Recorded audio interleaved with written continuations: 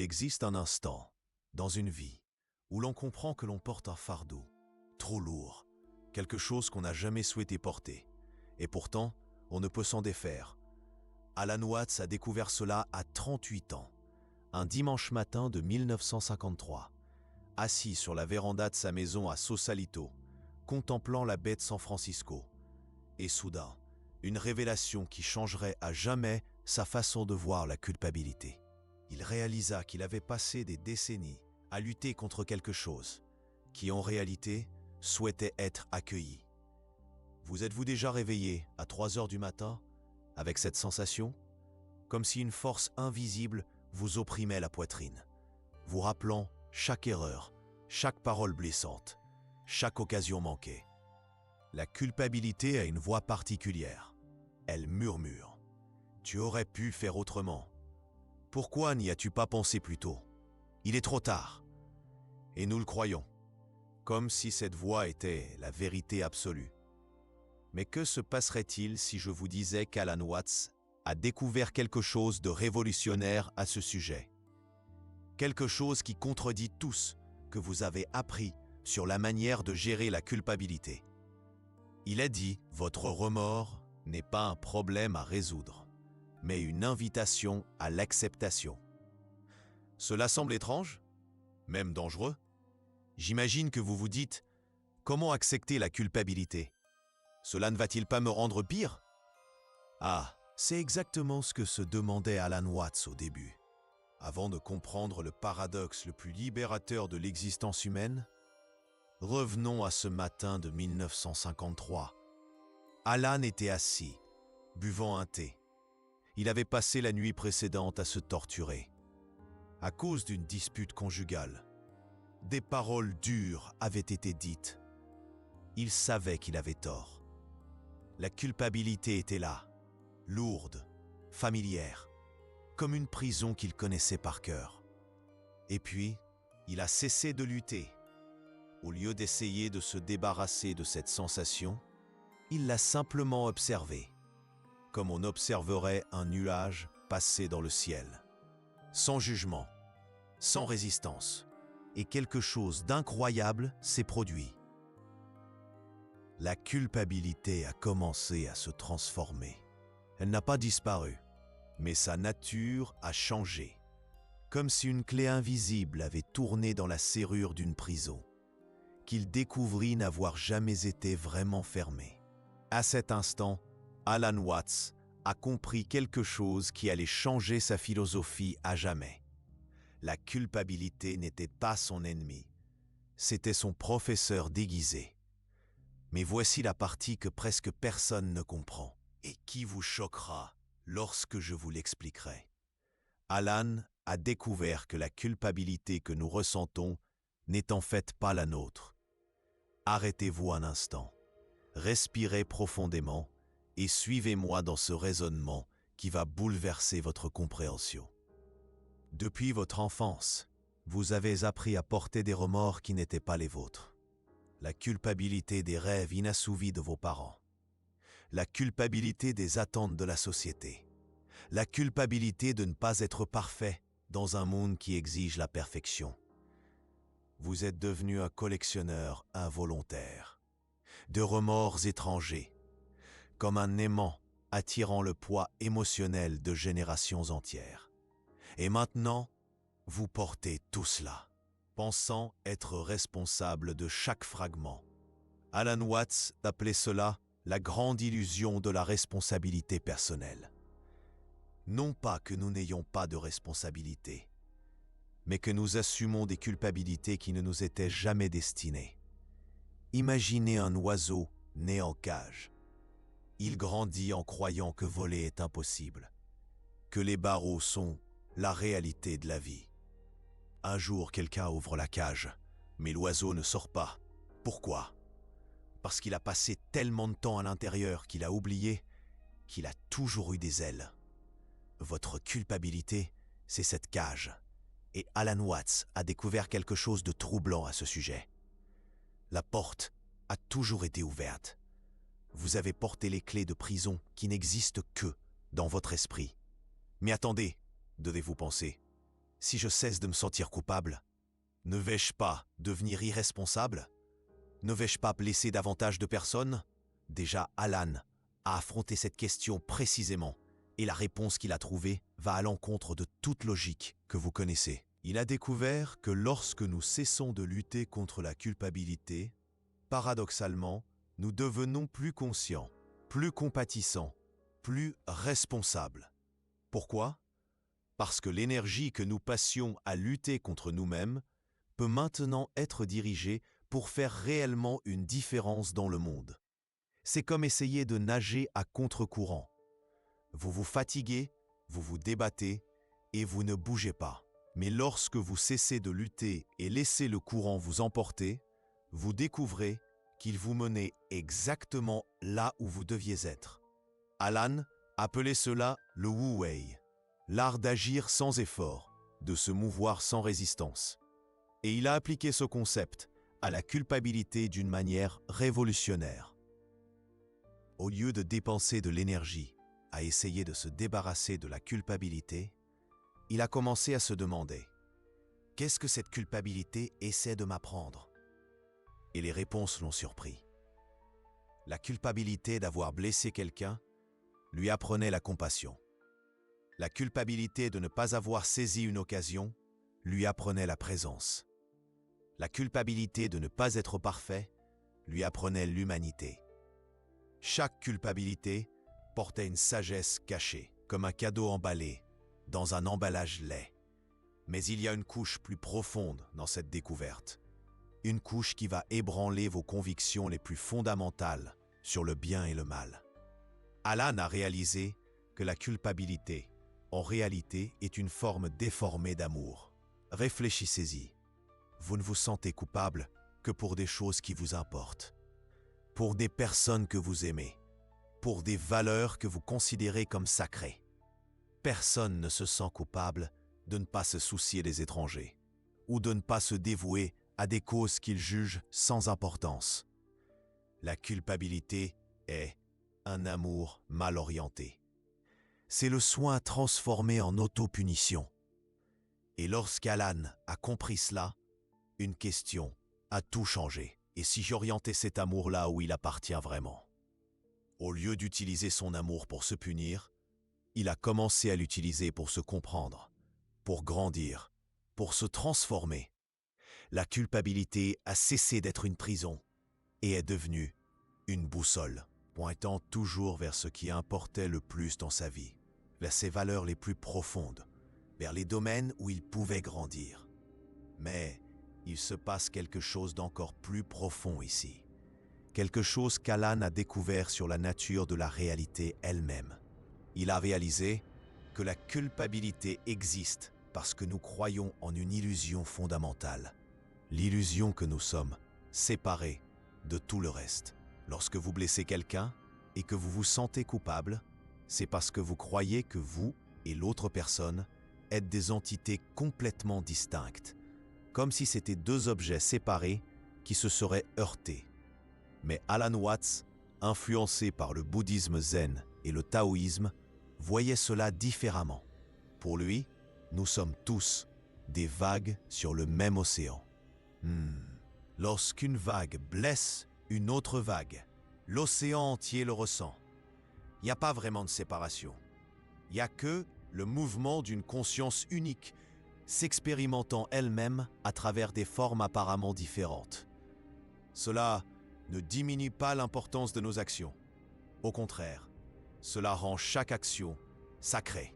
Il arrive un moment dans la vie où l'on réalise que l'on porte un fardeau trop lourd, un fardeau que l'on n'a jamais choisi de porter, mais que l'on ne parvient pas à déposer. Le poids du remords, une sensation omniprésente et paralysante. Alan Watts, à 38 ans, a connu cette révélation. Un dimanche matin de 1953, sur la véranda de sa maison, dans un village pittoresque, en bord de mer, contemplant une baie majestueuse. Une expérience qui bouleversera à jamais sa perception de la culpabilité. Le ton sera celui d'une réflexion introspective, profonde et douce amère, cherchant l'écho dans l'expérience personnelle du spectateur français. Car lorsque vous blessez quelqu'un, vous blessez littéralement une partie de vous-même. Et lorsque vous aimez quelqu'un, vous aimez littéralement une extension de votre propre être. Le remords, dans cette perspective, est le signal que nous avons oublié cette connexion. C'est l'alarme qui se déclenche lorsque nous agissons comme si nous étions véritablement séparés. Et lorsque vous vous souvenez de cette connexion, le remords se transforme en quelque chose de complètement différent. Il devient compassion pour vous-même, pour la personne que vous avez blessée, pour toute l'humanité qui lutte avec les mêmes questions. Alan Watts disait souvent « Le remords est le prix que nous payons pour avoir oublié qui nous sommes vraiment. » Et qui sommes-nous vraiment? Selon lui, nous sommes des expressions uniques d'une conscience universelle. Chacun de nous est comme une note musicale différente dans la même symphonie cosmique. Parfois, nous jouons faux. Parfois, nous perdons le rythme. Mais cela ne fait pas de nous de mauvais musiciens. Seulement des humains qui apprennent à jouer. Le remords est ce que nous ressentons lorsque nous jugeons notre musique imparfaite. Mais la sagesse consiste à percevoir que l'imperfection fait partie de la beauté de la musique. Sans les dissonances, il n'y aurait pas de résolution. Sans les erreurs, il n'y aurait pas de croissance. Sans l'obscurité, nous ne reconnaîtrions pas la lumière. Maintenant, vous vous demandez peut-être, très bien, je comprends la philosophie, mais comment cela fonctionne-t-il dans la pratique? Comment puis-je vraiment me libérer du remords que je porte depuis des années? Alan Watts n'était pas seulement un philosophe théoricien. Il a testé ses idées dans sa propre vie. Et il a développé des pratiques spécifiques que n'importe qui peut utiliser. La première pratique, il l'appelait l'observation sans jugement. C'est exactement ce qu'il a fait ce matin de 1953. Lorsque le remords apparaît, au lieu de lutter contre lui ou de le nourrir, vous l'observez simplement, comme si vous étiez un scientifique étudiant un phénomène intéressant. Ah, comme c'est intéressant!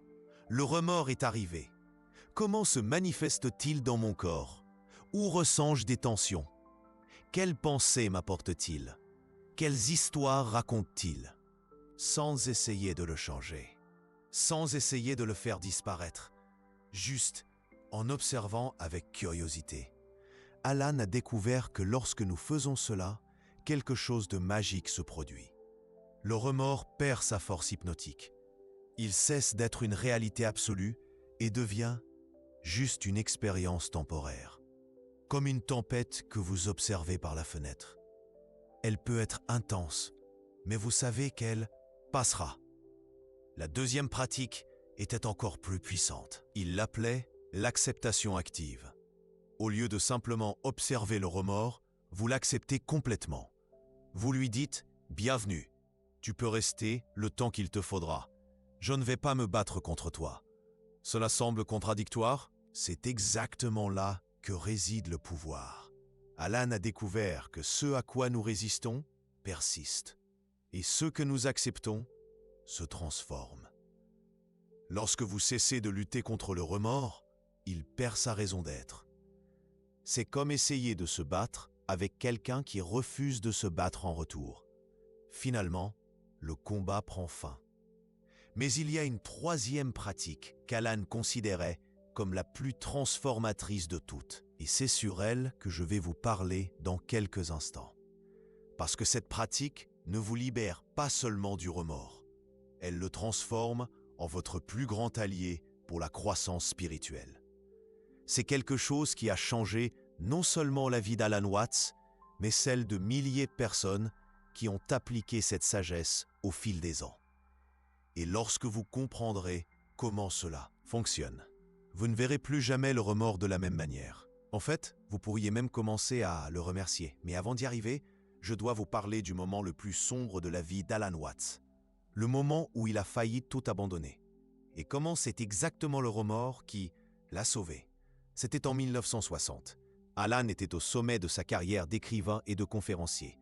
Ses livres se vendaient bien. Ses conférences remplissaient les auditoriums. Extérieurement, tout semblait parfait. Intérieurement, il se démoralisait. Il venait de traverser un divorce douloureux. Ses enfants ne lui parlaient presque plus. Il avait commencé à boire excessivement. Et même s'il prêchait l'acceptation et la liberté, il se sentait prisonnier d'une cage de ses propres contradictions. Le remords était écrasant. Comment puis-je enseigner la libération si je suis moi-même en prison? C'est comment puis-je parler d'amour si j'ai blessé les personnes que j'aime le plus? Suis-je une fraude? Un imposteur? C'était 3 heures du matin lorsqu'il s'est assis dans l'obscurité de son appartement à San Francisco. Une bouteille de whisky à moitié vide sur la table. Une sensation de vide qui semblait infinie. Et dans ce moment de désespoir total, il s'est souvenu de ses propres paroles, sur l'acceptation de ce qui ne peut être changé, sur la découverte de la sagesse dans l'obscurité. Il a regardé son remords, vraiment regardé, sans essayer de fuir ou de le rationaliser. Et il a fait quelque chose qui a tout changé. Il a remercié. « Merci, remords », a-t-il dit à haute voix dans l'obscurité. « Merci de me montrer que je me soucie encore. Merci de me rappeler mes valeurs. Merci de me garder humain. » Et à cet instant, la prison s'est ouverte. Non pas parce que le remords a disparu, mais parce qu'il a cessé de le voir comme un ennemi et a commencé à le voir comme un professeur rigoureux mais nécessaire. C'est la 3e pratique qu'Alan a développée, la reconnaissance transformatrice. Lorsque vous parvenez à remercier votre remords pour ce qu'il vous apprend, quelque chose de fondamental change dans votre psyché. Vous cessez d'être victime de vos propres sentiments et vous devenez leur étudiant. Mais laissez-moi vous montrer comment cela fonctionne dans la pratique. Car Alan a développé une méthode spécifique qui a complètement transformé sa façon de gérer non seulement le remords, mais toute forme de souffrance psychologique. Il l'appelait la méthode des 3 étapes, et elle est si simple que vous pouvez l'appliquer dès maintenant. Première étape, reconnaissance. Lorsque le remords apparaît, vous dites simplement « Ah, remords, je te vois, je reconnais ta présence. » Deuxième étape, accueil. Tu es la bienvenue ici. Tu peux rester le temps qu'il te faudra. Je ne vais pas me battre contre toi. Troisième étape, investigation curieuse. Qu'essaies-tu de m'apprendre? Quelle sagesse portes-tu? Comment puis-je apprendre de toi? Cela semble trop simple pour fonctionner? C'est exactement ce qu'Alan pensait au début. Mais ensuite, il a testé et les résultats l'ont choqué. Le remords qui auparavant le paralysait pendant des jours a commencé à se résoudre en quelques heures, parfois en quelques minutes. Non pas parce qu'il disparaissait, mais parce qu'il se transformait en compréhension, en compassion, en sagesse pratique. Imaginez que votre remords est comme un enfant effrayé qui frappe à votre porte au milieu de la nuit. Vous avez 2 options. Vous pouvez crier « Va-t'en, je ne te veux pas ici !» Et l'enfant frappera plus fort, criera plus haut, réveillera tout le voisinage. Ou vous pouvez ouvrir la porte et demander « De quoi as-tu besoin? Comment puis-je t'aider ?» et découvrir qu'il voulait juste être entendu. Alan a découvert que notre remords est cet enfant effrayé. Il veut juste être entendu, compris, accueilli. Et lorsque vous faites cela, quelque chose de miraculeux se produit. Elle cesse de crier, cesse de frapper à la porte et se transforme en une sage conseillère qui possède exactement les réponses dont vous avez besoin pour grandir. Mais il existe une couche encore plus profonde dans cette pratique. Une couche qu'Alan Watts n'a découverte que des années plus tard et qui changera votre relation non seulement avec le remords, mais avec la vie elle-même. Il a réalisé que le remords est une porte d'entrée vers quelque chose de beaucoup plus grand, vers la compassion universelle. Imaginez, lorsque vous ressentez un véritable remords pour avoir blessé quelqu'un, vous expérimentez quelque chose de sacré. Vous ressentez la souffrance d'un autre être humain, comme si c'était votre propre souffrance. Ce n'est pas une faiblesse, c'est la forme la plus pure d'amour. Le problème, c'est que notre culture nous a appris à voir cela comme une pathologie, quelque chose à guérir, à éliminer, à surmonter. Mais Alan Watts a vu les choses différemment. Il a vu le remords comme une capacité extraordinaire de connexion empathique. Vous ne vous sentez coupable, disait-il, que parce que votre cœur fonctionne encore, parce que vous vous souciez encore, parce que le lien entre vous et le monde n'est pas complètement rompu. Dès lorsque vous comprenez cela, le remords cesse d'être un fardeau et devient un super pouvoir. Un super pouvoir de ressentir profondément, de se soucier véritablement, d'aimer sans mesure. Mais comme tout super pouvoir, il doit être bien canalisé. Sinon, il détruit celui qu'il possède. Alan Watts a alors développé ce qu'il appelait l'alchimie émotionnelle. L'art de transformer le plomb en or, le remords en sagesse, la douleur en croissance. Et le processus est plus simple que vous ne l'imaginez.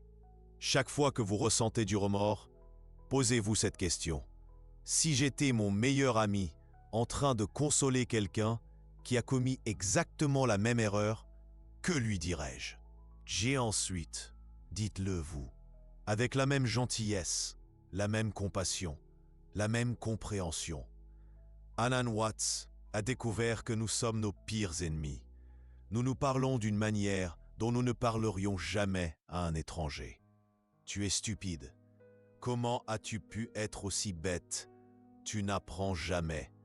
Tu gâches toujours tout. Diriez-vous cela à un enfant de 5 ans qui a commis une erreur? À un ami qui traverse des difficultés? À quelqu'un que vous aimez? Alors pourquoi vous parlez-vous ainsi à vous-même? Lorsqu'Alan Watts a commencé à se traiter avec la même gentillesse qu'il traitait les autres, sa vie a radicalement changé. Le remords qui le tourmentait auparavant s'est transformé en motivation pour grandir. L'autocritique destructrice est devenue une réflexion constructive. Il a cessé d'être son propre bourreau et est devenu son propre mentor. Mais il y a quelque chose d'encore plus profond qu'Alan Watts a découvert sur la nature du remords. Et cela va vous choquer. Il a réalisé que 90% du remords que nous portons n'est même pas le nôtre. C'est un remords hérité, transmis à travers les générations, comme un virus émotionnel qui passe des parents aux enfants, des professeurs aux élèves, de la société aux individus. Vos parents portaient des remords qui n'étaient pas les leurs, et inconsciemment, ils vous les ont transmis. Vos professeurs faisaient de même.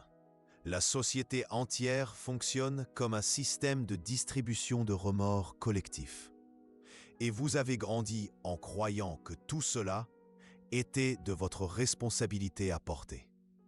Imaginez découvrir que vous avez passé toute votre vie à porter des valises qui n'étaient même pas les vôtres, lors de voyages que vous n'avez jamais choisi de faire, vers des destinations que vous n'avez jamais voulu atteindre. Ce fut la révélation la plus libératrice de la vie d'Alan Watts.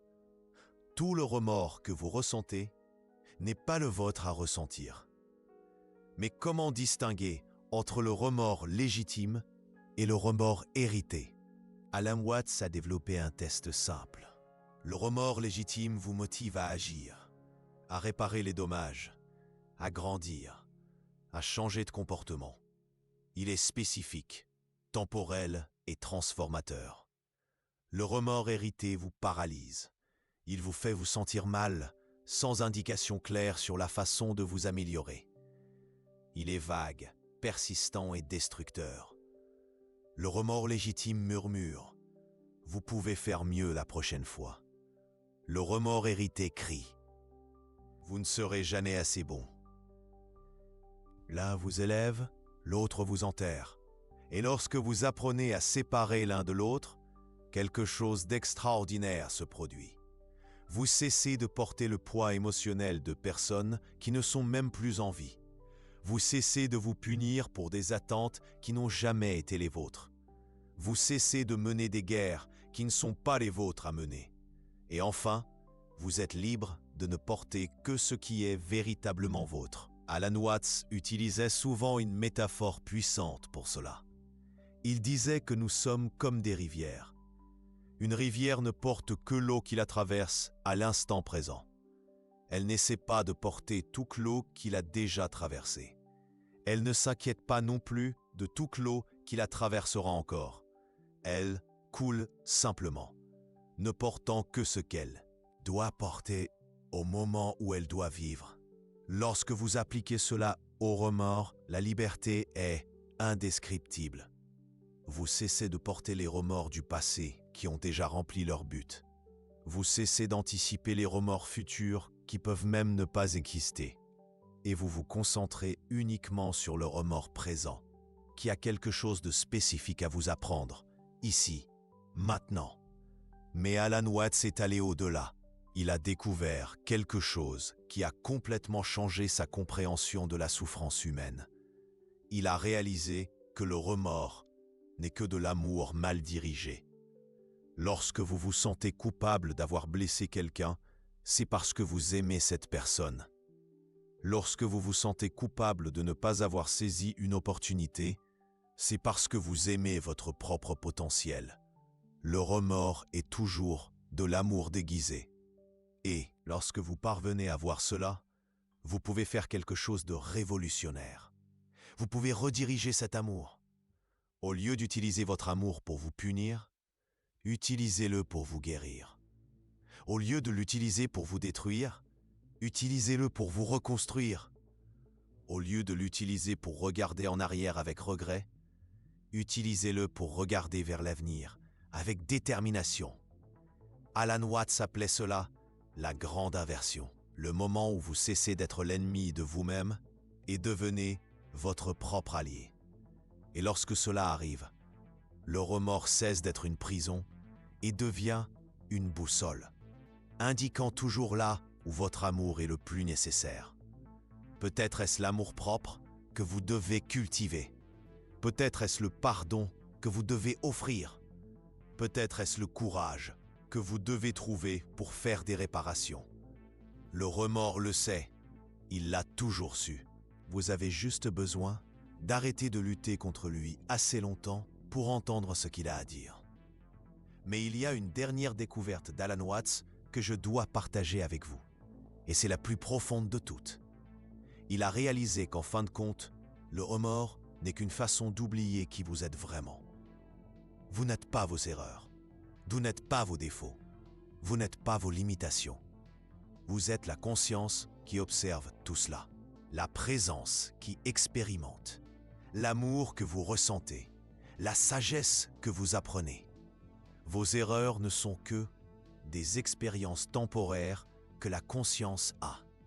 Comme des nuages qui passent dans le ciel. Le ciel ne devient pas les nuages. Il les laisse simplement passer. De la même manière, vous ne devenez pas vos erreurs. Vous laissez simplement les émotions. Vous traversez, apprendre d'elles, grandir grâce à elles, mais sans jamais vous identifier complètement à elles. Lorsque Alan Watts a compris cela, quelque chose de fondamental a changé dans sa relation avec la vie. Il a cessé de vivre comme un être humain, faisant des expériences spirituelles, et a commencé à vivre comme un être spirituel, faisant des expériences humaines. Et la différence est totale.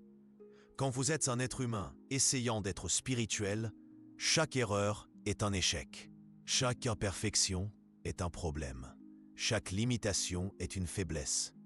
Mais lorsque vous êtes un être spirituel, expérimentant l'humanité, chaque erreur est une expérience. Chaque imperfection est une opportunité. Chaque limitation est une aventure. Le remords cesse d'être la preuve de votre échec et devient la preuve de votre humanité. Et votre humanité n'est pas quelque chose à surpasser, c'est quelque chose à célébrer. Car c'est à travers l'humanité imparfaite que le divin parfait se connaît. Alan Watts disait souvent « Vous n'êtes pas ici pour être parfait, vous êtes ici pour être humain. » Et être humain inclut faire des erreurs. Vos erreurs ne sont pas des bugs dans le système, ce sont des fonctionnalités, des caractéristiques nécessaires, des composants essentiels, des parties intégrantes de l'expérience humaine complète. Et lorsque vous cessez de lutter contre votre humanité, vous pouvez enfin l'embrasser, toutes ces parties, y compris celles que vous considérez comme imparfaites. Car en fin de compte, il n'y a pas de perfection humaine, il n'y a que une humanité authentique. Et l'humanité authentique inclut le remords, inclut les erreurs, inclut les limitations. Mais elle inclut aussi l'amour, la croissance, la sagesse, la compassion et la capacité infinie de se transformer. Alan Watts a vécu cela jusqu'à la fin de sa vie. Il n'est jamais devenu parfait, n'a jamais cessé de faire des erreurs, ne s'est jamais complètement débarrassé du remords. Mais il a appris à danser avec, à fluer avec, à le transformer en carburant pour sa croissance continue. Et lorsqu'il est mort, en 1973, il a laissé derrière lui non pas un héritage de perfection, mais un héritage d'humanité authentique. Un exemple de la façon dont on peut vivre pleinement, aimer profondément, errer honnêtement et grandir continuellement, sans se cacher derrière des masques de fausse perfection. Alors, la prochaine fois que le remords frappera à votre porte, souvenez-vous des paroles d'Alan Watts. Ne vous demandez pas « Comment puis-je m'en débarrasser ?» Demandez-vous « Qu'est-ce que cela essaie de m'apprendre ?» Ne dites pas « Je ne devrais pas me sentir ainsi ». Dites « Bienvenue, remords, qu'as-tu besoin de me montrer ?» Ne luttez pas contre lui comme s'il était votre ennemi. Accueillez-le comme s'il était votre professeur. Car peut-être, juste peut-être, l'a-t-il toujours été.